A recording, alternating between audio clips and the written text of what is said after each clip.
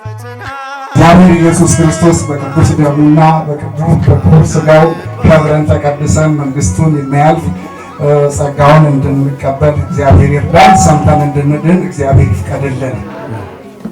በስመ አብ ወወልድ ወመንፈስ ቅዱስ አሐዱ አምላክ አሜን። የዚህ የታላቁ ምስኪኖችን የሰበሰበው ወንድማችን ዲያቆን መለሰ አያለ የፍቅርና የበጎነት ወገንን የመያዝ አገልጋይ ወንድማችን፣ ለዚህ በጎ ዓላማ ደግሞ የተሯሯጣችሁ የብዙዎቹ ተማሪዎች ኮሚቴዎቻችን እና በመላው ዓለም ያሉ ቅዱስ ቃሉን እየሰሙ ወደ በረከትና ወደ መንፈሳዊ ሕይወታቸውን ኑሯቸውን ጊዜያቸውን ለእግዚአብሔር በመስጠት የተባረኩ ሁሉ በልዑል እግዚአብሔር ስም እንደምን ሰነበታችሁ? ሰላም እግዚአብሔር ከእናንተ ጋር ይሁን። ጌርጌሴኖን ስሙ ራሱ የተወሰነ ክልል የተወሰነ ቦታ ማለት ሲሆን በገሊላ ባህር ጠርዝ በላይ 2000 ጫማ ርዝመት ያለው ተራራ እና በተጨማሪም ደግሞ ጥንታዊ መቃብሮች የነበሩበትና ያሉበት ሲሆን ዛሬ በቫቲካን ይዞታ ውስጥ የሚገኝ ቦታ ነው። ጌርጌሴኖን መድኃኒታችን ኢየሱስ ክርስቶስ የወደቁትን በየስፍራው በየመንደሩ ሲፈልግ ሁለት ሰዎችን ሰዎች የሸሻቸውን ሰዎች የራቃቸውን ሰዎች የጠላቸውን ፍለጋ እንደሄደ እንገነዘባለን። ጌርጌሴኖንን ስናስታውሰው ሁል ጊዜ እግዚአብሔር ስራውንና ማዳኑን የሚገልጽበትን መንገድ ሰው አይረዳውም፣ አያውቀውም። በስጋ የሚገለጥ ስላልሆነ በዓለም ሎጂክ ቢታይ በዛ መንገድ አትለፍ የሚሉት ሰዎች በጣም ብዙ እንደሚሆኑ እርግጠኞች ነን። ምክንያቱም በዛ ቦታ ላይ የሚያልፍ ሰው መንገዱ የተዘጋበት አልያም በድንጋይ የሚወገር ነው። ለምን ሲባል በዛ ቦታ ላይ ያሉ ሰዎች የህሊናም የልቦናም የአእምሮም ችግር ያለባቸው የሚያግዛቸው ያጡ። ጌርጌሴኖን የሚለው ቃል ሲጠራ ብቻ ቦታው የሚያስፈራ የሚያስደነግጥ፣ ነጋዴዎች ስራቸውን ያቋረጡበት፣ ተጓዦች መንገዳቸውን ያቆሙበት፣ አቅጣጫ የቀየሩበት ቦታ ነው። ስለነዚህ ሁለት ሰዎች ማለት ነው። እነዚህ ሁለት ሰዎች የሚኖሩት እንደ ሰው አይደለም የሚኖሩት፣ እንደ ሞቱ ሰዎች ተቆጥረው በመቃብር ነው የሚኖሩት። ጠላታቸው ወደ መቃብር ነው የወሰዳቸው። ዛሬ እንዲሁ አሉ የመቃብር ሰዎች በተክለ ቁመና መንፈሳዊ የሚመስሉ ግን ከመቃብር የማይጠፉ ከክፋት መንፈስ ጋር የሚታገሉ የጠላትን ኃይል ከመቃብር የሚጠሩ የርኩሳን መናፍስትን ጥበብ እንደ እውቀት አድርገው የያዙ ስንት ትውልድ ወደ መቃብር የሸኙ የኛም ብዙ የጌርጌሴኖን ሰዎች አሉ። እግዚአብሔር ምሕረቱን ያብዛልን። መድኃኒታችን ኢየሱስ ክርስቶስ ወደ መቃብር ከመሄዱ በፊት የሰው እጅ እና የዘመኑ ድንጋይ የሞት ጥላ እስከሚደርስ ጊዜ ድረስ የፈለገው በመቃብር ላይ የወደቁትን ሰዎች ነው። እነዚህ ሰዎች ሁልጊዜ እጃቸው ድንጋይ የሚጨብጥ ሕይወታቸው በራሳቸው መምራት የማይችሉ የሰቆቃ ኑሮን የሚኖሩ ማንነታቸው የጠፋቸው እንደ ድል ሆኖ ብዙውን ዘመን የጨረሱት በመቃብር ስፍራ መሆኑን ሲያይ አያቸው ይላል። ዓይኑ አረፈላቸው። ራሳቸው ላይ ሕይወታቸውን አየው፣ ውስጣቸውን አየው፣ ቦታቸውን አየው፣ ኑሯቸውን አየው፣ ጊዜያቸውን አየው። ጌርጌሴኖን ኢየሱስ ክርስቶስ የሚያይበት ስፍራ ነው። ማን የሚያይበት? ሰው ያላየውን ያየበት ስፍራ ነው። ሰው ያላየውን፣ ሰው የሸሸውን ያየበት ስፍራ ነው። ሰው ያልተገነዘበውን፣ ሰው የናቀውን፣ ሰው የፈራውን ቦታ እሱ ሊደፍር ወደደና አየው። ሲያቸው ከውስጣቸው ጠላት ጋር ተገናኘ። ይሄ ነው እንግዲህ የእግዚአብሔር ኃይል። ከውስጥ ጠላትህ ጋር የሚገናኝ ኃይል ዛሬም በእምነት ያስፈልገናል። አሁን ሰው የውጭ ጠላት ነው የሚከላከለው፣ እሱንም አልችል ብሎ እንደውም ዘመቻው ተጠናክሮ የመጣበት ከውስጥ ጠላት ይልቅ አካላዊው የሆነው ጠላቱ የበዛበት ወቅት ላይ ደርሰን ይሄን አካላዊ ነገር ስንታገል ብዙ ዘመን እድሜያችን አለፈ። የውስጥ ጠላታችንን ሳናቅ በመንፈሳዊውም በዓለማዊውም የውስጥ ጠላትህን ደግሞ የሚያውቅልህ አምላክ ወደ አንተ ሲመጣ ጠላትህ ያውቃል፣ ግን አንተ አታውቅም። ይሄ ነው ችግሩ። ጠላታችን በንቃት ያውቃል። ከዛ በኋላ በማርቆስ ወንጌል ምዕራፍ 5 ከቁጥር 1 ጀምሮ ያለው ታሪክ ስናይ በጣም የሚገርም ነው። ሲያቸው ተያዩ። ሲተያዩ አንድ ታላቅ ቃል ተናገረ። እዚህ ብዙ ጥፋት እያጠፋ የሰው ልጅ ያልተናገረውን ነገር በአንድ በኩል የሰው ልጅ የናቀውን የማያውቀውን አንዳንዴም የጠላውን አንዳንዴም ያዋረደውን ቃል ሲናገር አንተ የልዑል እግዚአብሔር ልጅ ሆይ ልታሰቃየን ወደኛ መጣህን? የልዑል እግዚአብሔር ልጅ ብሎ በታሪክ ውስጥ ለመጀመሪያ ጊዜ የተናገረበት ክፉ መንፈስ ጌርጌሴኖን አለ። ይለያል። አያችሁ፣ የሚለይ ጠላት እጅ ውስጥ ነው ያለ ነው። አንዳንድ ጊዜ በስመ አብ ወወልድ መንፈስ ቅዱስ ስትሉ 40 ክንድ ይርቃል እየተባለ ነው የኖርነው አይደል?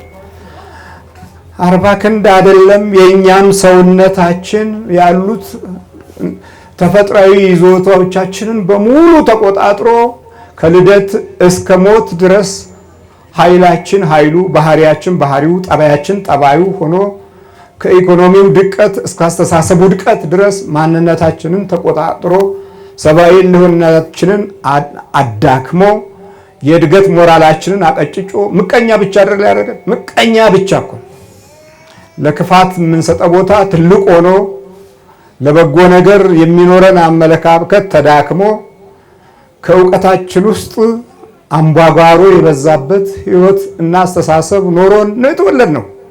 እንዲህ ሆነን ያው ሁል ጊዜ የመቀመቁን ኑሮ የመቃብሩን ኑሮ እንኖራለን። ሌላው ዓለም እየቀደመ በሄደ ቁጥር ያቀዳደሙ ሂደት እና ባህሪ የወሳኝነቱ ጠባይ የእግዚአብሔርም ይሁን የክፉም ይሁን ግን ቢሆንም በእኛ ታሪካዊነት አንጻር ሲታይ ሁልጊዜ እንደወደቀን፣ ሁልጊዜ እንደተባላንን፣ ሁልጊዜ እንደተናከስንን እና ለይቶ የሚያውቅ ኃይል ነው ጌርጌሴኖን ላይ ያለው።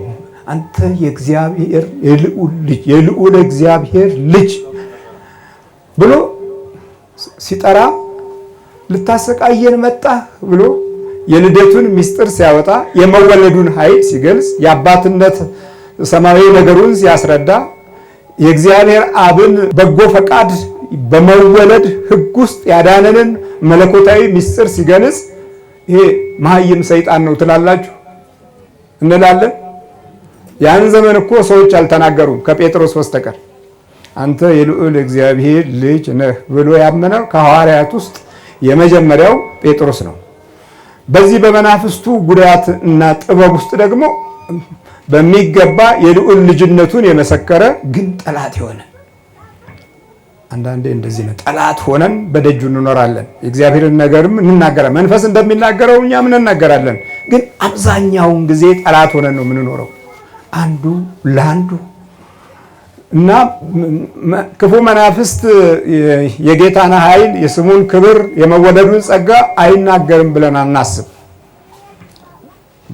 በየጉራንጉሩ የሚጮኸው ኃይልም ከዚሁ ሁኔታዎች ጋር የተያያዘ ነው። ሕይወታችን አልመች ያላቸው፣ ባህሪያችን አልመች ያላቸው የሚመች ቦታ ፈልገው ዛሬ ይመቻል ባሉት ቦታ ላይም በጠላት ኃይል ተይዘው መደነባበሩ፣ ማተባቸውን በጥሰው እምነታቸውን ክደው እምነት ፍለጋ የሚሄዱትም አሰልቺ የሆነ የሕይወት ክፋታችን ጭምር እንደሆነም መዘንጋት የለብንም እና ከውስጥም ከውጭም የመናፍስት አሰራር ከፍተኛ የሆነ ቦታ ላይ እንደደረሰ እንረዳለን። ከዛ በኋላ ጌርጌሴኖን እነዚህን ሰዎች ነፃ የሚያወጣበት ቦታ ነው። ሕሊናቸውንም ልቦናቸውንም አእምሯቸውንም እይታቸውንም ሁሉ ጭምር የሚለውጥበት ቦታ ነው። ልቀቅ አለው። ቀደም ሲል በሙሴ ዘመን ሕዝቤን ልቀቅ ይል የነበረው ቃለ እግዚአብሔር በሙሴ ላይ የነበረው ቃል ሥጋ ሆኖ መጥቶ ልቀቅ ሲለው እንግዲህ ይሄ ነው ሕይወትን ማስገኘት። ከውስጥ ያለውን ጠላት መድኃኒታችን ኢየሱስ ክርስቶስ የድንግል ማርያም ልጅ በጌርጌሴኖን ላይ ሕይወታቸውን ነፃ አወጣ። የልዑል እግዚአብሔር ልጅ ብሎ ብቻ ዝም አላለም፣ ሰግዷል። በግንባሩ ተደፍቶ ሰግዷል። የአምልኮት ስግደት አይደለም ይሄ፣ ወይም የነፃነት ስግደት አይደለም። የጭንቀት ስግደት ነው። ሕይወታቸውን ተቆጣጥሮ የፍርሃት የድንጋጤ ስግደት ነው። የመለየት ስግደት ነው። በተጨማሪም ደግሞ አምላክ መሆኑን ያየበት ዓይን የተገለጠበት ስግደት ነው። የመልቀቅ ስግደት ነው። የመዋረድ ስግደት ነው። ሰግዶ አያውቅም፣ ግን ሰገደ። እግዚአብሔር ስሙ የተመሰገነ ይሁን። ጌርጌሴኖን ጠላት የሰገደበት ቦታ ነው። በጌታችን በኢየሱስ ክርስቶስ እግር ስር የሰገደበት ቦታ ነው። ከዛም በኋላ ልቀቀውና ሂድ ስለው ቦታ መረጠ። ወደ እሪያዎች እንዲገባ ላከው። ሁለቱም ሰዎች ነፃነትን አገኙ። እግዚአብሔር ስሙ የተመሰገነ ይሁን። አእምሯቸውን አገኙ፣ ሕሊናቸውን ያገኙ። አሁን በመንፈሱ ዓይን የሚያዩበት ዓይን ተቋርጦ አሁን የሚያዩት በሕልውናቸው ዓይን እና ሲያዩም ደግሞ ማንን ነው የሚያዩት? ኢየሱስ ክርስቶስን ነው የሚያዩት። ማንን ያያሉ? ጌርጌሴኖን ዓይናቸው በመንፈስ የተያዙ ሰዎች ክርስቶስን ያዩበት ቦታና ስፍራ ነው። አእምሯቸውን ያገኙበት ስፍራ ነው። ስለዚህ ጌርጌሴኖንን ስናስታውስ በእውነት ትክክለኛ ወቅቱን የጠበቀ ታሪካዊ ስም መሆኑን እንረዳለን። በዛም አንጻር ምንድነው ጌርጌሴኖን የሚያስቡ ሰዎች በክርስቶስ ኃይል ወደ ማሰብ የሚደርሱበትን ነው የሚያሳየን። እንግዲህ የአእምሮ ህሙማን የሚል የበጎ አድራጎት ድርጅት ነው። ዛሬ አእምሮ ማይታመም የለም። አእምሮ ያልተነካ፣ አእምሮ ያልተያዘ የለም። በማህበራዊ ህይወት የተናካባቸው፣ በኢኮኖሚ አኗኗር ክስረትና ውድቀት ህሊናቸውን ያጡ፣ በዘመን በታሪክ በጊዜ በእድሜ በሽምግልና መናውዝም ምክንያት አኗኗራቸው የተቃወሰባቸው፣ ማንም ሰው ሊያቸው የማይችሉትን አሰባስቦ በዚህ ቦታ ላይ የበጎ አድራጎትን ጥያቄ ለማሟላት ከውጭ ባሉ እህቶቻችን፣ ወንድሞቻችን፣ አባቶቻችን፣ ተማሪዎቻችን ይህንን በጎ መንገድ ይህንን በጎ አካሄድ ወደው አፍቅረው እንድረስላቸው በችግሮቻቸው ብለው እንግዲህ የጌርጌሴኖንን እይታ ከወንጌል አንጻር በዚህ መልኩ አምነው የሚያስፈልጋቸውን ቁሳቁስ ከኮሚቴዎቻችን ጋር ይዘን መጥተናል። እግዚአብሔር አምላክ ስሙ የተመሰገነ ይሁን።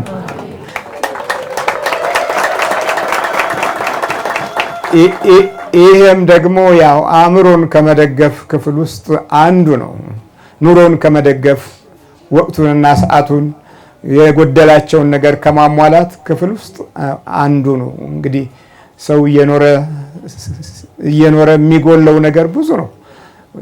መጉደሉ በበዛበት ዓለም ውስጥ ስለምንገኝ ያችን መጉደል በየአቅማችን ማሟላት ስንጀምር ለመኖር ተጨማሪ ሆን ማለት ነው። ለመኖር ተጨማሪ ጉልበት፣ ለመኖር ተጨማሪ ሰቆቃን አስወገድን ማለት ነው። ወንድማችን እዚህ ያሉት ማህበረተኞቹም የበጎ አድራጎት ኃላፊዎቹም ጭምር ትንሽ ህሊናቸው ያርፋል። ምን እናበላቸው ይሆን? ምን እናለብሳቸው ይሆን? ምን እናጠጣቸው ይሆን? ኪራይ ምንን ከፍል ይሆን እያሉ ውስጣቸው የሚሳቀቅበትን መንገድ ጊዜ መግፊያ እንዲሆን ያው እንግዲህ ሁላችንም በጊዜ መግፊያ ዓለም ውስጥ ነው ያለነው። መቼ እንደምንሞት መቼ ከዚህ ዓለም እንደምንለይ አናውቅም። ሁልጊዜ አዳዲስ ክስተቶች የበዙበት ምድር ላይ ስለምንገኝ ይሄንን በጎነት ለሌሎችም አርአያ በመሆን በቀጣይም ሌሎች ተነሳስተው የሰዎችን ህሊና የሚደግፍ አእምሮ እንዲኖር ጭምር ነውና እንግዲህ እናንተም እግዚአብሔር ባርክልን። እግዚአብሔር ከእናንተ ጋር ይሁን። የአንድ ዓመት የቤት ኪራይ ዋና ስራ አስኪያጅ ዲያቆን መለስ አየለ 400,000 ብር ከእጄ ይቀበላል ማለት ነው።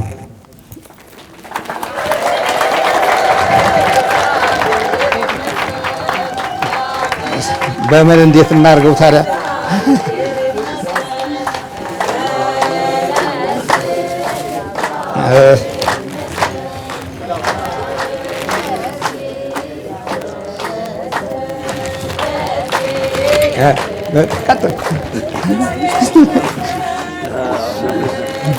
አጋዥ አግዙኝ።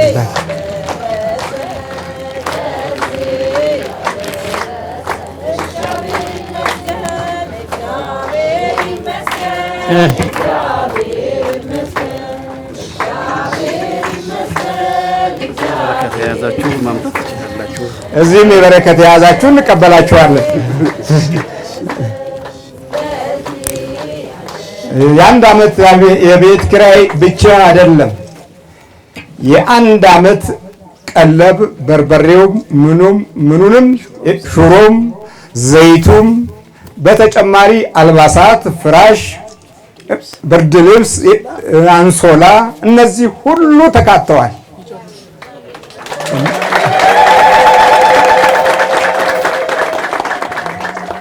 እንግዲህ የቀረ ነገር የለም። አንድ ዓመት ያለውን ችግር ተማሪዎቻችን፣ ኮሚቴዎቻችን ጠቅላላ ግምቱ ወደ 800,000 ብር የሚገመት ነው። የተገዛበት በደንብ ሕጋዊ በሆነ ሪሲት ሁሉ ጭምር የተሟላ ነው። ስለዚህ በጣም አሁን እዚህ ላይ የምናገረው ምንም ነገር የለም። ምክንያቱም ተግባር ነውና በተግባር ወገኖችን መርዳት መድረስ ከተማርነው ወንጌል አንዱ ክፍል ነው። በመሰረቱ ያው ብዙ መከራና ችግር ቢገጥመንም ችግሮች በሙሉ የሚመጡት ለበረከት ነው። የበረከት ስራው እንደውም ለብዙዎች የሚተርፍ ሆኗል። አስቸጋሪዎቻችን የበለጠ ብዙ እንድንሰራ አግዘውናልና እግዚአብሔር ስሙ የተመሰገነ ይሁን እና በጣም ደስ የሚል ነው። በተጨማሪ በውጪ ባለው ሁኔታ ውስጥ ጠንካራ ኮሚቴ በመንፈስም የውጊያውን ስልት ያወቀ ወንድማችን አጭር ቆንጆ የሆነ መግለጫ ይሰጣናል። እግዚአብሔር ከእናንተ ጋር ይሁን።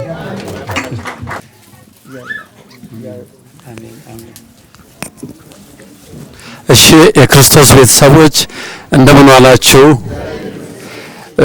በጌታችን በአምላካችን በመድኃኒታችን በኢየሱስ ክርስቶስ ስም በቅድስት እናቱ በድንግል ማርያም ስም እዚህ ተሰባስበን ተገናኝተን በዚህ ቅዱስ በሆነ በበረከት ስራ ውስጥ ለመሳተፍ ላበቃን ለእግዚአብሔር ልዩ ክብርና ምስጋና ይገባዋል። እኔ በዚህ ሰዓት ብዙ የምናገረው የለም፣ ግን ሁለት ነገሮች አሉ።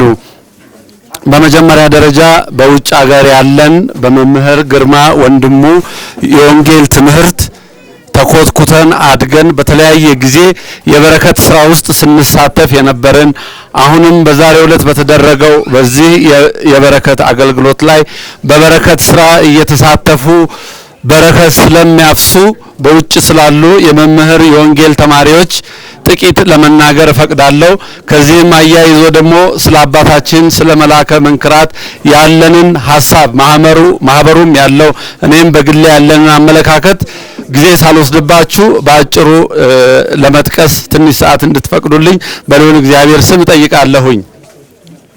በመጀመሪያ ደረጃ በሬዲዮ አቢሲኒያ በኩል የአባታችንን የወንጌል ትምህርት ፍትፍት የሆነውን ትምህርት እየተማረን ከአዳም ጀምሮ ሲያጠቃን፣ ሲዋጋን፣ ሲያስረን የነበረው ሲያስቃየን የነበረውን ጠላታችንን የዲያብሎስን ኃይል እንዴት መቋቋምና ማሸነፍ እንዳለብን ከአባታችን በተሰጠን ትምህርት በተሰጠን አገልግሎት እነሆ ዛሬ በማህበር ተደራጅተን በግሩፕ ተደራጅተን በማህበር በተለያዩ ማህበሮች በሶስት ማህበር ውስጥ የተከፈለ የበረከት ስራ ውስጥ ተሳትፈን እንገኛለን። MG1 MG2 MG3 ይባላል። እነዚህ በሙሉ በመላው ዓለም ያሉ በሩቅ ምስራቅ ወይም በመካከለኛው ምስራቅ በዱባይ፣ በኩዌት፣ በሳውዲ አረቢያ፣ በሊባኖስ፣ በእስራኤል እንደዚሁም በአውሮፓ በእንግሊዝ ሀገር በጀርመን በተለያየ አውሮፓ ሀገሮች የሚገኙ የወንጌል ተማሪዎቻቸው በአውስትራሊያ በሰሜን አሜሪካን ማለትም በካናዳና በአሜሪካን የሚገኙ ቁጥራቸው ከ500 በላይ የሆኑ የወንጌል ተማሪዎች አሁን ለአራተኛ ጊዜ ታላቅ የሆነ የበረከት ተሳትፎ አገልግሎት ላይ እንገኛለን። እኛ ታዘን አይደለም ይሄንን ነገር የምናደርገው፣ ታዘን አይደለም ይሄንን ማህበር ያቋቋም ነው። የአባታችን ትምህርት ኮትኩቶን ነው ለዚህ ደረጃ ያደረሰን። ግማሹ ካልባሌ ቦታ የተሰበሰበ ከሺሻ ቤት የተሰበሰበ ከጫት ቤት የተሰበሰበ ኑሮ በውጭ ሀገር የተመሰቃቀለ እርኩስ መንፈስ አስሮ ሲጫወትበት የነበረ በአሁኑ ጊዜ ግን በንስሐ በዚህ የበረከት ስራ ውስጥ የወንጌል ትምህርት እየተማረ በቅዱስ ቁርባን የሚገኙ ወንድሞቻችን እህቶቻችን ባደረጉት ተሳትፎ ለዚህ ደረጃ ላይ ቀርበናል። ለዚህ ሁሉ ምክንያት ደግሞ አባታችን ናቸው። ካሁን በፊት በድርቅ ለተጎዱ ወገኖቻችን በኢትዮጵያ ቀይ መስቀል በኩል ከዛም በኋላ ደግሞ ለአሰቦት ገዳም ከዛም በኋላ ለሙዳይ ህፃናት መርጃ ድርጅት አሁን ደግሞ ለጌርጌሶን የአእምሮ በሽተኞች ለነዚህ ለአእምሮ በሽተኞች ይህንን እገዛ ስናደርግ ደስ እያለን ነው። እሳቸው ጠይቀውን አይደለም፣ እኛ በውስጥ አነሳሽነት ነው እንፈልገዋለን። ምክንያቱም የበረከት ስራ አንደኛው ጠላትን የማንበርከኪያና የማሸነፊያ መንገድ ስለሆነ ነው።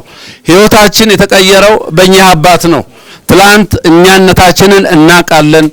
በሰይጣን ታስረን በምን አይነት ስቃይ ውስጥ እንደነበርን በአብዛኞቻችን ሁላችንም ውስጣችንን እናቃለን። ሰው ትላንት ምን እንደነበረ በጉዳት ውስጥ ያለፈ ሰው ይሄንን ነገር ያውቃል። ከምንም አንስተው ለዚህ ለትልቁ የእምነት ደረጃ ለመጨረሻው የእምነት ደረጃ ማህበሩን ለቅዱስ ቁርባን ያበቁ አባታችን ትምህርታቸው አሁንም አይለየን። ለኛ የደረሰው በረከት በሙሉ ለእናንተም ይሁን በሌላው ዓለም ላለው እንዲደርስ የሁላችን ምኞት ነው። እኛ አንድ ነገር ግልጽ እንዲሆንልን እንፈልጋለን። ሁላችሁም የምታውቁት ነው። በየትም ሀገር ሂዱ፣ በየትም ዓለም ሂዱ፣ ስጋው ወደሙ ተቀበሉ፣ ወንጌል ተማሩ ብሎ የሚሰብክ ጠንቋይ ወይም ደብተራ አላየንም፣ አልሰማንም። የየትኛውም ሀገር የጥንቆላ ኃይል ማንንም ሰው ለስጋው ወደሙ አያበቃም፣ ለበረከት ስራ አያበቃም። በበረከት ስራ በመሳተፍ በወንጌል ትምህርት በመታነጽ እሳቸው ያነጿቸው ልጆች ጠንክረው ሌሎቹን እያስተማሩ ከ550 አካባቢ አሁን ወደ 400 የሚሆኑ ለንስሐ ቀርበው በቅዱስ ቁርባን በስጋ ወደሙ ምስጢረ ቁርባንን ተምረው እዚህ ደረጃ ላይ ደርሰዋል። ከምንም በመነሳት ነው። የትኛው ጠንቋይ ነው ይሄንን ያህል ህዝብ ለቅዱስ ቁርባን የሚያበቃው? እኔ ልቤ እየደማ ነው ይሄንን የምናገረው። ምክንያቱም በጉዳት ውስጥ አልፌ ያየሁት ነገር ስላለ ከዚህ በሳቸው በወንጌል ትምህርት ተምሬ ራሴን በመንፈሳዊ ህይወት ውስጥ በማነጽ ጠላቴ ማን እንደሆን ለማወቅ ችያለሁ። እውነት እንነጋገር፣ የቱ ሰባኪ ነው የጸሎት ቦታ ያስተማረን? የትኛው መምህር ነው ስለ ስግደት ያስተማረን? ስለ በረከት ስራ ስለ አስራት ያስተማረን ማን ነው? እኛ ከዚህ አባት ነው ከኛ አባት ቢያገኘ ነው። አሁንም በመንፈሳዊ ሕይወት ውስጥ ጠንክረን ያለው ጠነክረው ግን ሰይጣንን አጋንንትን ለማናገር ለማባረር አይደለም። የመጨረሻውን የእምነት ደረጃ የሆነውን በቅዱስ ቁርባን ተወስነን ዘላለማዊ መንግስትን ለመውረስ ነው። እኛ በእምነት በጠነከርን ቁጥር ሳንፈልገው እሱ ራሱ እየደከመ እሱ ራሱ እየተናገረ ይመጣል። ይህ ሁሉ መንፈሳዊ ኃይል ያገኘነው ከእኚህ አባት ነው። በጥንቆላ ከመጣ አይደለም። ከላይ በተለቀቀ እግዚአብሔር ከሰጠን ሰማያዊ ኃይል የሚሰጥ ጸጋ ነው። ስለ ጸሎት ቤት መጀመሪያ ማን ዕውቀት ነበረው? ማናችንም እንዲህ አይነት ዕውቀት አልነበረም። የሰበከን ያስተማረን የለም። ስለ ስግደት አይነት ምን ተብሎ እንደሚሰበክ የነገረን ያስተማረን የለም። በስግደት የሚገኘውን መንፈሳዊ ጸጋ ከመምህር ግርማን ያገኘ ነው። በበረከት ስራ የሚገኘውን በአስራት በኩራት የሚገኘውን መንፈሳዊ ኃይልና መንፈሳዊ ሀብት በእኚህ አባት ነው ያገኘ ነው። የዚህ ማህበር አባላት በሙሉ የሚገርማችሁ ነገር ይሄ ማህበር የሳቸው ትምህርት ያጠነከራቸው ሰዎች አሉ። በየጊዜው እየመጡ ያስተምራሉ። ከዚህ በተጨማሪ ድርሳናት፣ ገድል፣ መልክዓ፣ ተአምረ ማርያም፣ ተአምረ ኢየሱስ ሳይቋረጥ በየቀኑ በዚህ ማህበር ውስጥ ይጸለያል። እንደዚህ አይነት ሀብት በየትኛውም ማህበር ውስጥ አይገኝም። ከአባታችን በተሰጠ እሳቸው ከእግዚአብሔር በሰጣቸው ጸጋ እኛን አንጸው እኛን አስተምረው እኛም ደግሞ መንፈሳዊ ጠላታችንን አውቀን ሌሎቻችንን አስተምረን በእንደዚህ አይነት ቅዱስ በሆነ በበረከት ሕይወት ውስጥ እየተሳተፍን የአባታችንን አገልግሎት የአባታችንን መልካም ስራ ተደብቆ እንዳይቀር ደግሞ ሌሎቻችን እንዲያውቁ እንታገላለን፣ እናስተምራለን። ቅድም እንዳልኳችሁ ይሄ ማህበር ከምንም ቦታ ተነስቶ እዚህ የደረሰው የእሳቸው መንፈሳዊ ኃይልና እገዛ ነው። በሬዲዮ አቢሲኒያ በኩል በሚሰጠው ቅዳሜ በሚሰጠው ትምህርት ሁላችንንም ለውጦናል። በነገራችን ላይ 500 ምናምን ሰው ብቻ አይደለም የእሳቸውን ትምህርት የሚከታተለው፣ ብዙ ሺዎች አሉ። ሺዎችም በዚህ ማህበር ውስጥ አባል ለመሆን የሚፈልጉ አሉ። ግን በብዙ ፈተና ውስጥና በብዙ መከራ ውስጥ ይሄ ማህበር ስላለፈ ሁሉንም ሰው እየተቀበልን በማስገባት በማስተናገድ መስራት ስለማንችል የጠነከረውን በተለይም በበረከት ሕይወት ውስጥ ለመሳተፍ የሚፈልግ በመልካም አገልግሎት ውስጥ ለመሄድ የሚፈልግ መምህር በዚህ ማህበር ውስጥ ስለሚያስተምሩና ስለሚያንጹ ብቻ አይደለም፣ ሌላውን መንፈሳዊ ሕይወት ውስጥ መካፈል የሚፈልገውን ሰው። ስለዚህ የምንሰባሰበው መምህር ግርማ ስላሉ ብቻ ሳይሆን የእሳቸውን ትምህርት እየተማርን መንፈሳዊ ሕይወትን፣ መንፈሳዊ ጸጋን፣ መንፈሳዊ ሀብትን ለማግኘት ነው። እግዚአብሔር አሁንም ለአባታችን ረጅም ዕድሜና ጤና ይስጥልን። መምህርን ኢትዮጵያውያኖች ብቻ አይደለም የሚያውቋቸው፣ መምህርን የውጭ ሀገር ሰዎች ያውቋቸዋል። በ2015 ዓመተ ምህረት ማለት ከ3 ዓመት በፊት ወደ 2007 ማለት ነው በኢትዮጵያ አቆጣጠር እኔ በካሊፎርኒያ በሚባል ሀገር ውስጥ በስራ ላይ በነበርኩ ጊዜ ሮዝሊን የምትባል ከተማ አለች። የግብጽ የቅድስት ማርያም ቤተክርስቲያን ገዳም አለ። የዛ ገዳም አስተዳዳሪ ጋር ከሥርዓተ ቅዳሴ በኋላ አውርተናል። ስለነሱ እምነት ስለኛ እምነት አንድ አይነት እህት ቤተክርስቲያን ናት የግብጽ ኮፕቲክ ቤተክርስቲያን። ስለ መምህር ግርማ እኔ ምንም ነገር ተናግሬ ሳላወራ ከስልኩ ላይ አንስቶ በዩቲዩብ በኩል እሳቸውን አሳየኝ። ይሄን ሰውዬ ቤተክርስቲያናችሁ ትገፋዋለች አለን። እኔ በጣም ገረመኝ። እውነት ነው የምላችሁ፣ ለመናገርም አቃተኝ። ይሄ ሰው ግብፃዊ ቢሆን የኛ ሀገር ሰው ቢሆን ቤተክርስቲያን ብቻ አይደለም መንግስትም ከለላ ይሆነዋል። ያውም የክርስቲያን መንግስት አይደለም፣ እስላማዊ መንግስት፣ የእስላም መንግስት ነው። የግብጽ መንግስት እስላም መንግስት ነው። መንግስት ግን እንደ መምህር አይነት አባትም በእነሱ ሀገር ይንከባከባል፣ ብዙዎቹን ያድናል፣ ከመታሰር ብዙዎቹ የተፈቱ ይሆናሉ። መምህር በእውነት ነው የምላችሁ የውጭ ሀገር ሰው ቢሆኑ አሜሪካዊ ቢሆኑ አውሮፓዊ ቢሆኑ በስማቸው ቤተክርስቲያን በተከፈተ በስማቸው መንገድ በስማቸው ትምህርት ቤት ይሰራ ነበር። እኔን እውነት ነው ባጭሩ ነው እንዳውንም እያሳጠርኩ ነው የምነግራችሁ። የእሳቸው አገልግሎት ሌሎቹ በውጭ ሀገር ከሚሰጡት አገልግሎት ጋር አይመጣጠንም።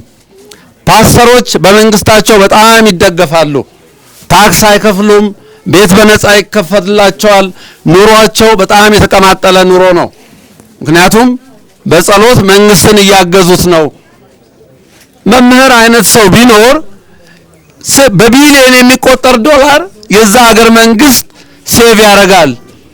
ያ ሁሉ የታሰረ ህዝብ፣ ያ ሁሉ ለሕክምና የሚወጣውን ገንዘብ በእሳቸው ጸጋና የጸሎት ኃይል መንግስት ያንን ገንዘብ ስለሚያተርፍ በእውነት ነው የምላችሁ፣ እንክብካቤ ብቻ አይደለም ለመምህር ትምህርት ቤትና መንገድ በስማቸው በተሰየመ ነበር። የነሱም ፓስተሮች በቅርብ ስለምናቅ ነው፣ የነሱም መምህራን በቅርብ ስለምናቅ ነው።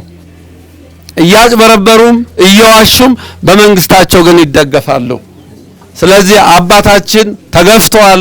ይህ መገፋት ደግሞ ለበጎ ያድርግ። እኛን ተስፋ አላስቆረጠንም፣ አጠነከረን። የእሳቸው ጉዳይ በፍርድ ቤት እንዲህ ጉዳይ አለ ሲባል እያንዳንዱ የማህበር አባል ስልኩን ዘግቶ በጸሎትና በሱባኤ እግዚአብሔርን ይማጸናል። እኛ አድነናል። እኛ በመዳናችን ብቻ አይደለም ያልዳኑት የታሰሩት ወንድም እህቶቻችን እንዲፈቱ መልካም ምኞታችን ነው።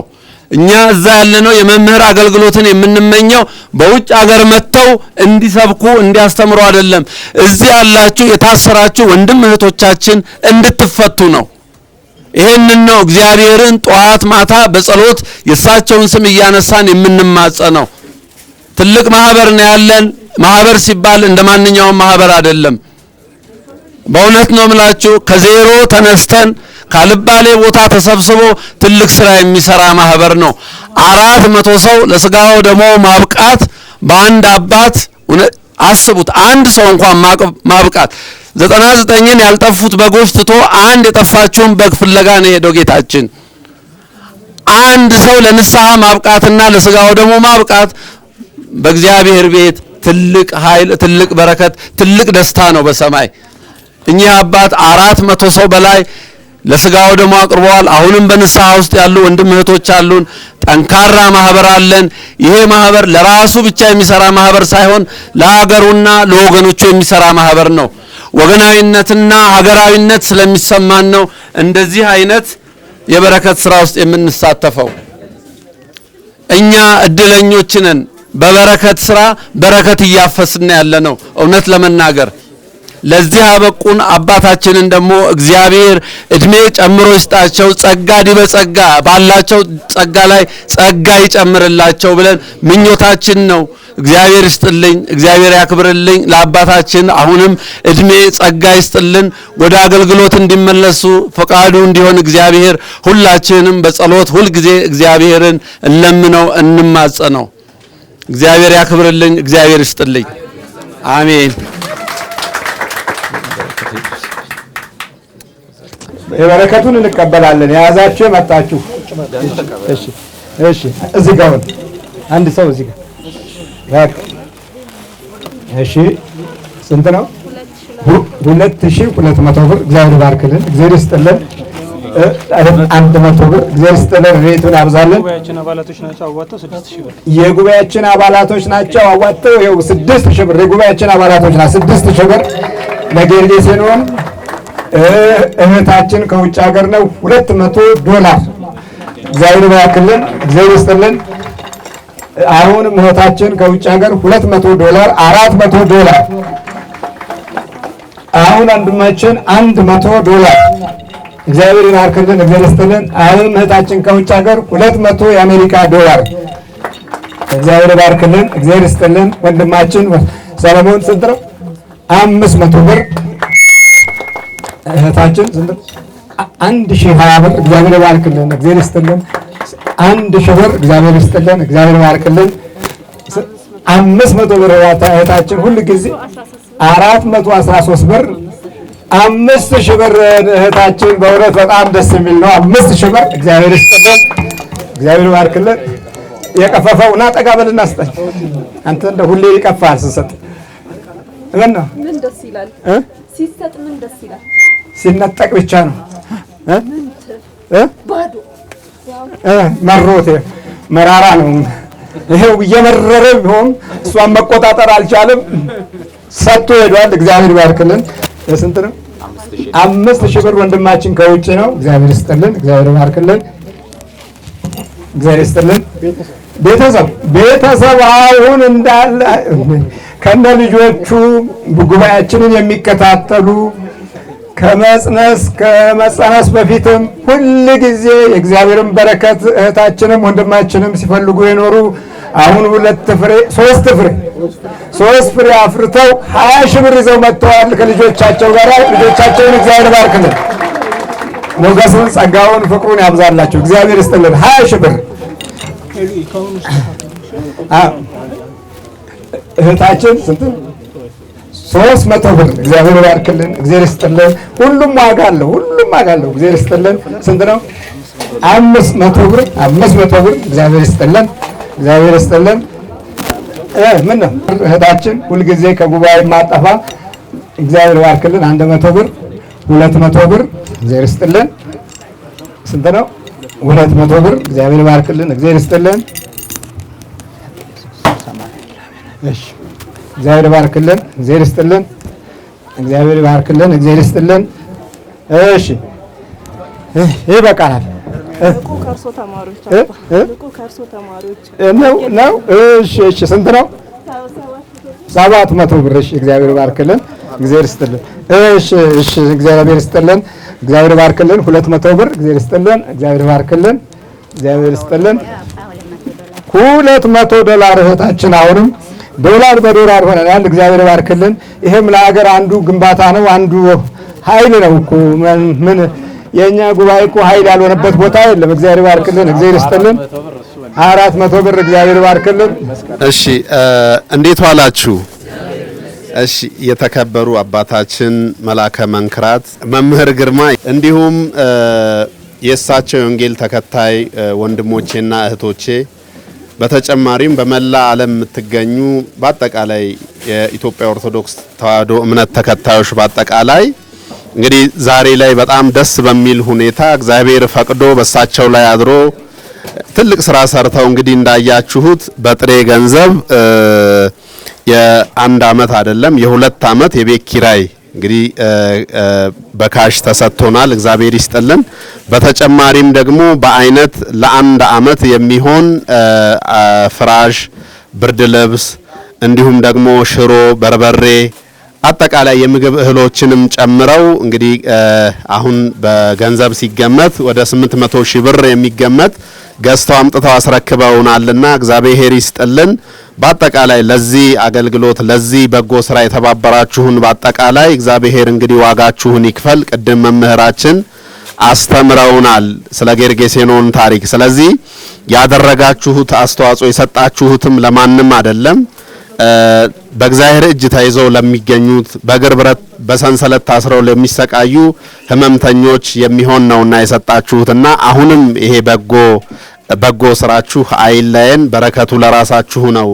ለነሱ የሰጠነው ለኛ ከእግዚአብሔር የምናገኘው ስለሆነ በረከቱ ለናንተው ነው የሚቀረውና እግዚአብሔር ይስጥልን። እንደዚሁም ደግሞ አሁን ከፊታችን እግዚአብሔር ፈቅዶልን መንግስትም የከተማችን መስተዳደር መሬት ሊሰጠን በቅርቡ ቃል ገብቶልናልና የዛን ጊዜ ለግንባታም እንግዲህ ከጎናችን እንደማትለዩን ባለሙሉ ተስፋ ነኝ። እግዚአብሔር ይስጥልን። የአገልግሎት ዘመኖትንም እግዚአብሔር ይባርክሎት። እንደዚህም ደግሞ እንግዲህ የወንጌል ገበሬ ሆነው እስከ መጨረሻውም ድረስ እንዲቀጥሉ እግዚአብሔር ይፍቀድሎት። የሰይጣንን ጆሮ ይድፈልልን። እንግዲህ የሚፈታተኑትን ርኩስ መንፈስ እንግዲህ የአምላከ ነዳያን ከእግሮት ስር ይጣልልን። እግዚአብሔር ይስጥልን፣ እግዚአብሔር ይስጥልን። እንግዲህ ቃላት ነው የሚያጥረኝ።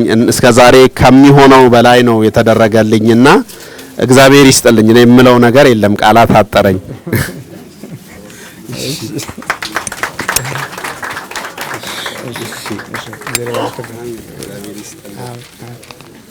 እቺ እጄ ላይ የምታዩት $100 ያው ለኔ ነዳጅ መቅጃ የሚያስፈልግ ነገር ይሁን ብላ አንድ ከካናዳ የመጣች እህታችን የሰጠች፣ ሁለተኛውም ደግሞ አንድ ወንድማችን ለሻሽ መግዣ ይሁኖት ብሎ 3,000 ብር ሰጥቶኛል። እኔ እግዚአብሔር አምላክ ስሙ የተመሰገነውን ይኸው 3,000ንም $100ንም እዚሁ ገቢ ያደርጋለሁ እንደተለመደው ማለት ነው።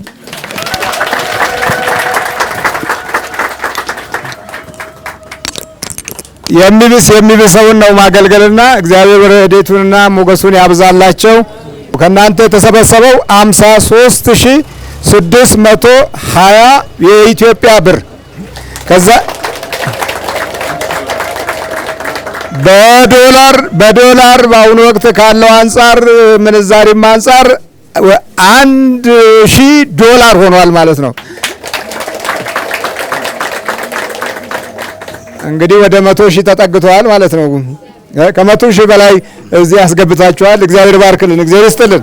ዛሬ መቼም ልክ መንፈስ ቅዱስም ምድር ላይ በሰው ተመስሎ ነው ስራውን የሚሰራውና መምህር እንግዲህ በመምጣታቸው ያው አስበው ኮሚቴዎች ካመጡት ውጪ ተጨማሪ ነገር በጣም እጅግ በጣም ብዙ ነገር ነው የተደረገው። አሁን እንደተባለው በዶላሩም እንደገና ደግሞ ከ50 ወደ 50 ምናምን 53,000 ብር ገደማ እንግዲህ እናንተ አቅማችሁ በፈቀደው የሰጣችሁት ደግሞ እዛ ያህል አደረሰው እና በጣም እግዚአብሔር ይስጥልን፣ ጨምሮ ይተካላችሁ። እንግዲህ ለማንም አይደለም የሰጣችሁት፣ እንግዲህ ከናንተው ለባሰው ነው የሰጣችሁትና ኖሯችሁ አይደለ የሰጣችሁት። ስለዚህ እግዚአብሔር ይመለከታል፣ ዋጋውን እሱ ይክፈላችሁ። በጣም እግዚአብሔር ይስጥልን። እንግዲህ እኛም በአቅማችን ወረቀትም የምትሆን ስጦታ ብንሰጣቸው ብለን አሰብንና የወረቀት ስጦታ አዘጋጀን። እንግዲህ መምህር ሳይንቁ እንዲቀበሉን ይሁን። እሺ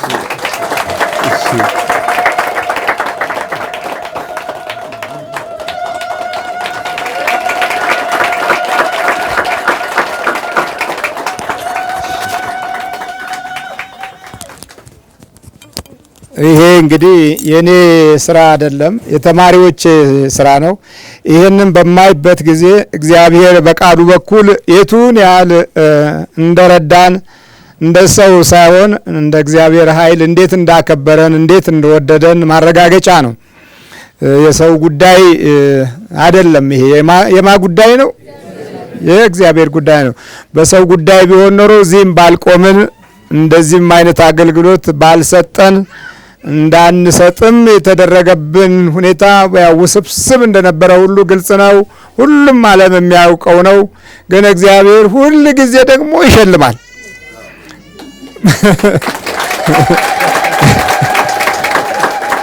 ይሄ ነው ችግሩ። አሁንም የቸገራቸው እግዚአብሔር መሸለሙ ነው እና ሁልጊዜ ለሚቸገሩ እንደተቸገሩ ይኖራሉ እንጂ እግዚአብሔር መሸለሙን አያቆምም። ቢኒያም አሁን ዝርዝሮ ያቀርብልናል። በጥሞና እንስማው። በስመ አብ ወወልድ ወመንፈስ ቅዱስ አሐዱ አምላክ አሜን።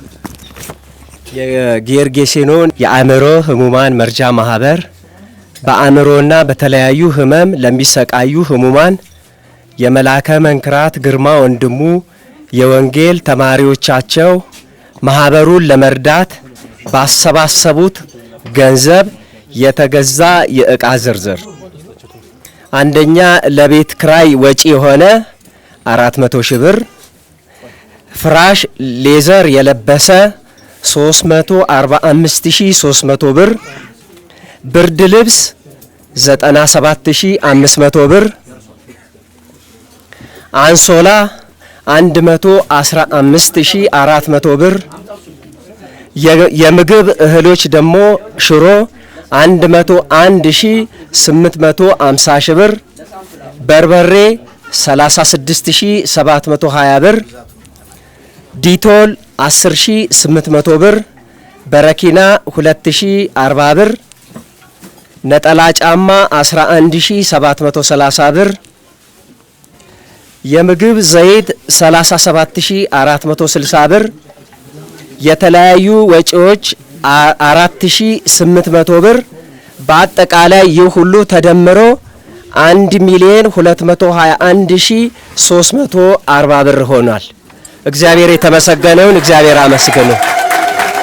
እግዚአብሔር ይስጥልን። አንድ ወንድማችን ባለው ሁኔታ የተደረገውን በረከት በአድናቆት ይመለከት የነበረ ወንድማችን ነው። ኢንስፔክተር አሰፋ መዝገቡ እስቲ እንደው የተሰማውን ስሜት ይገልጽልናል። ዛሬ በጣም እኔ በህይወቴ ውስጤ በጣም ደስታ የተሰማው ማለት የምፈልገውን ነገር እንኳን ህዝብ ፊት ቆሜ እንደፈለኩ ማወራ ሰውዬ፣ በሬዲዮ በቴሌቪዥን የምናገረው ሰውዬ ትንሽ ለንግግር እንኳን የማቃት ደረጃ የደረስኩበት ጊዜ ነው። ጌርጌሴኖን እኔ መሳተፍ ከጀመርኩ ትንሽ ሰንብቻለሁ። በየጊዜው እመጣለሁ። በየጊዜው እዚህ ጋር ያለውን ችግር እሳተፋለሁ። ፎቶግራፊም እዚህ አካባቢ አለ።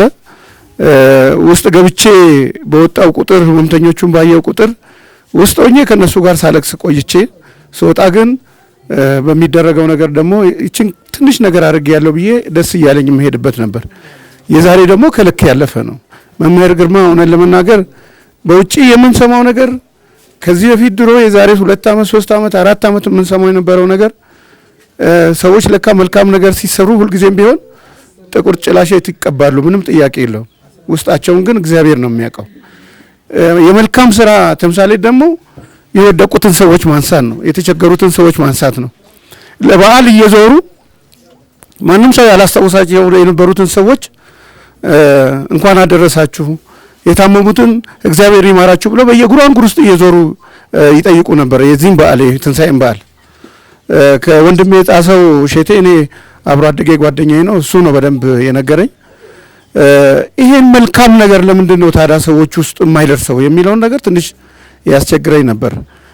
ለማንኛውም እግዚአብሔር መልካም ነውና እንደዚህ አይነቱን ሰው ፈጥሮልን እንደገና እነሱ ደግሞ ለኛ እንዲኖሩ ያደርጋል። እሳቸው ለኛ እየኖሩ ነው ማለት ነው። እኛ ማድረግ የማንችለውን ነገር እያሰባሰቡ ሰዎች እንዲነሱ እያደረጉ ነው። ውስጥ ገብታችሁ አይታችኋል። እነኚህ ሰዎች እናት አባት የተወለዱ ሰዎች እንኳን የማይንከባከቧቸው መንገድ ላይ የጣሏቸው የአእምሮ ህመምተኞች በጣም አስቸጋሪ ነው ለማስታመም። እነኚህን ሰዎች ነው ሰብስቦ የሚያስታምም የነበረው ይሄ ልጅ።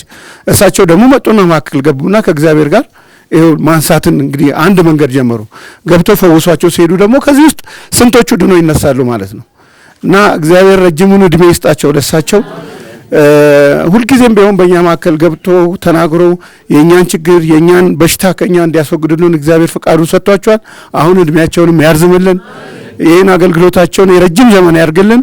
መለስን እውነት ለመናገር ከ2 ጀምሮ ከ1 ጀምሮ የተቸገሩትን መንገድ ላይ የወደቁትን ሰዎች ከኔ ባስ ብሎ 1 እንጀራ 2 እንጀራ እየቆረሰ ለሌሎች እያበላ ለዚህ አሁን ሌሎች እሳቸው ሰምተው ይሄ ሁሉ ውጭ ሀገር የሚኖሩ ሰዎች እንዲረዱት ደርሷል።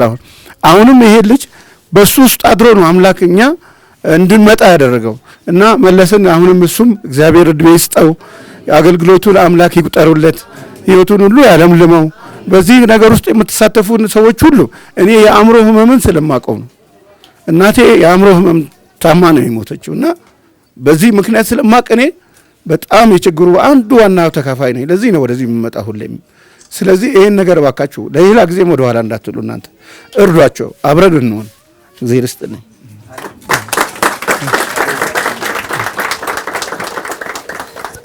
ኢንስፔክተር ቀደም ሲል የተረዳውን እና አሁን የተረዳውን አመዛዝኖ ነው የነገረን። በእውነት ለማስተዋልም እድል ማግኘቱ ቀላል አይደለም። በችግሮቻችንም ባሉት ሁኔታዎችም ተሳታፊ የመሆን እንትኑም መልካም ነውና ቅንነት ያለው ሰው መቼም ከበጎ ስፍራ አይጠፋም። ውስጡ ሰው ክፋት ካለው መልካሙ አይታየውም። በተንኮል የታጠረ በዚህ በክፉ አሰራር የኖረ ሰው ክፉ በጎን ነገር ይከልልበታል። እንደምታውቁት ቀሌዮጳና ሉቃስ ጌታን እንዳያውቁት አይናቸው ተይዞ ነበር አይደል የሚለው።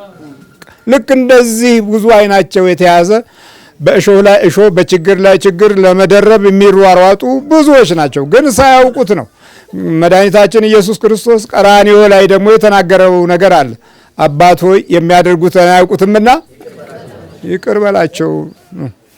ምክንያቱም ሰው ሙሉ አይደለም፣ ከጥንት ጀምሮ እየጎደለ የኖረ ነውና ኢንስፔክተር በጣም በእውነት በጎነት ስላለው ነው ይህንን ህይወት መካፈል የጀመረውና እግዚአብሔር ባርክልን፣ እግዚአብሔር ይስጥልን።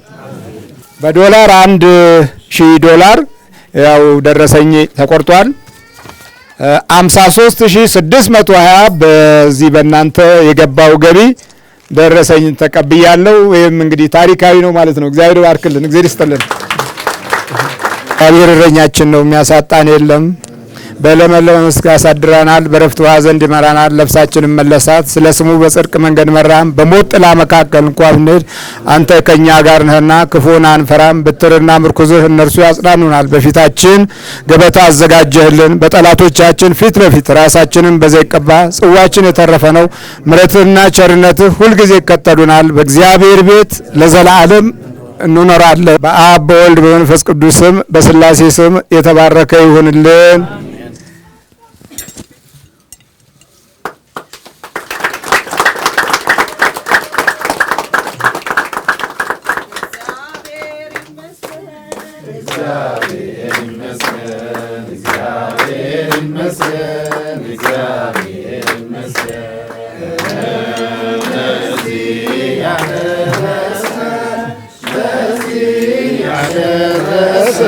እግዚአብሔር ይመስገን።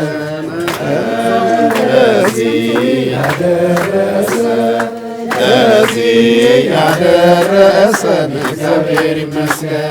እግዚአብሔር ይመስገን። ለዚህ ያደረሰን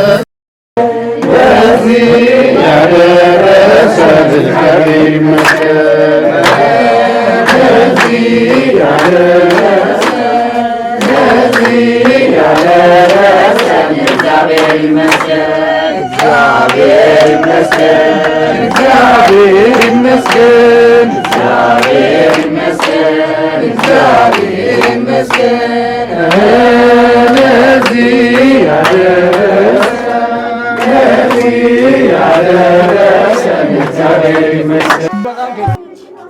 Enu makan gitu. Caltu. Matat.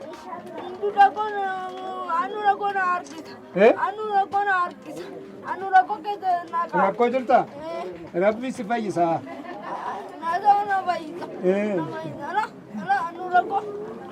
Tayo kidin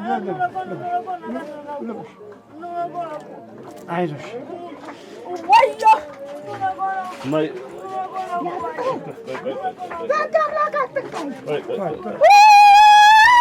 የመንግስት ያለ አይዞት የአሜሪካ ያለ ውሃውን እየረጩኝ ነው። እሺ አይዞት አይዞት አይዞት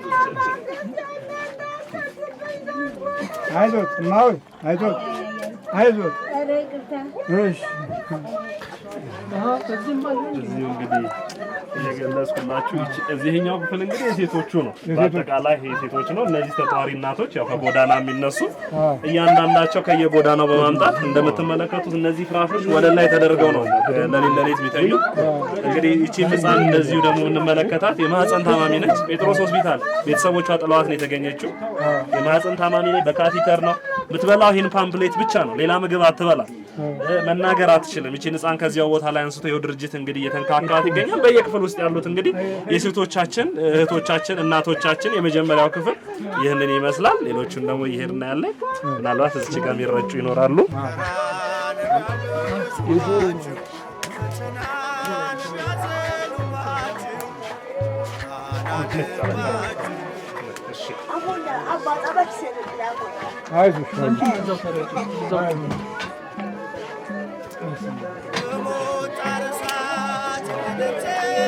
ቀና በይ እናት ነይ፣ ቀና በይ።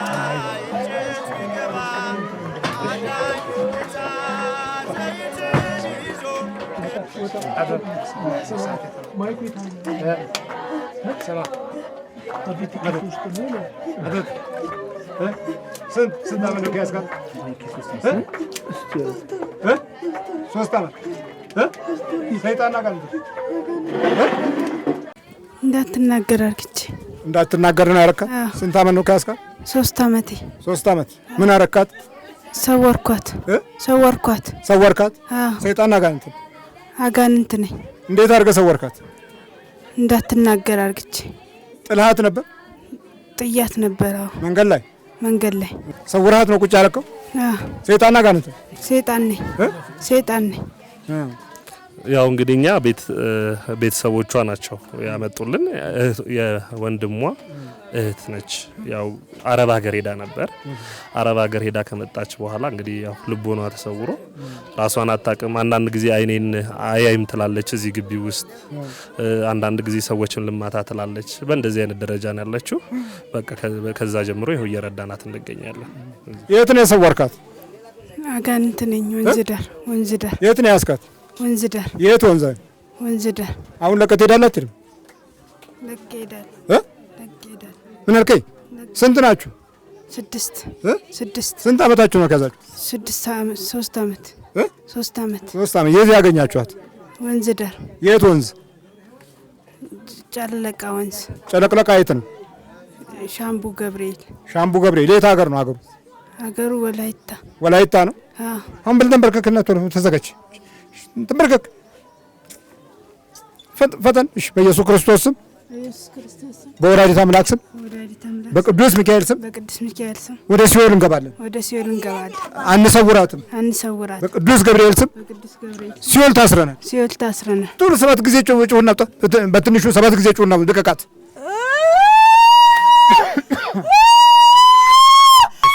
ሶስም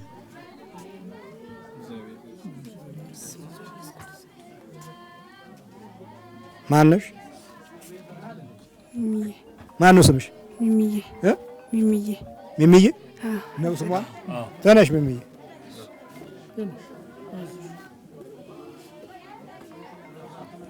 ማነው ስምሽ? ሚሚዬ። እሺ በርቻ፣ አይዞሽ። ጨለቅለቃ የሚባል ወንዝ አለ? የት ሀገር? የት ነበር? ወላይታ ነው። አላውቅም። አታውቂውም? ጨለቅለቃ የሚባል ወንዝ አታውቂም? አላውቅም። በይ በርቻ፣ አይዞሽ፣ በርቻ፣ ነቃ በይ። ቅዱሳን አምላክ ይማረን፣ ይሳለን፣ ይቀነቱ፣ ያጸን፣ በሰላም ያዋል፣ በሰላም ያሳድረን። እግዚአብሔር ዝክረን ቅዱስ ያድርግልን። እግዚአብሔር ስጦታችንን እንሰማጋ ያድርግልን። እግዚአብሔር በዚህ አረው አመት እንደዚህ ደረሳችሁ ደግሞ ለዘከር ያብቃን። እግዚአብሔር በእድሜ ጸጋ ያድልልን። እግዚአብሔር አባታችን ደግሞ ጸጋ ያድልልን። አቡነ ዘበሰማያት ኩኑ ፍጡሃነ ወንጹሐነ ኩኑ ፍጡሃነ ወንጹሐነ ኩኑ ፍጡሃነ ወንጹሐነ የረሴክሙ ድልዋን ለመንግሥተ ሰማያት እግዚኦ መሐረነ ለ12 ጊዜ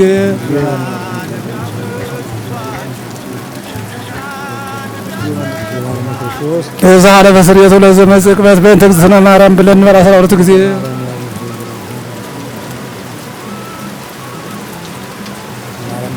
ኃጢአቴ ወኃጢአተ ኩሉ ሕዝበ ኩሉ ማይሰራ እግዚአብሔር ይፍታ።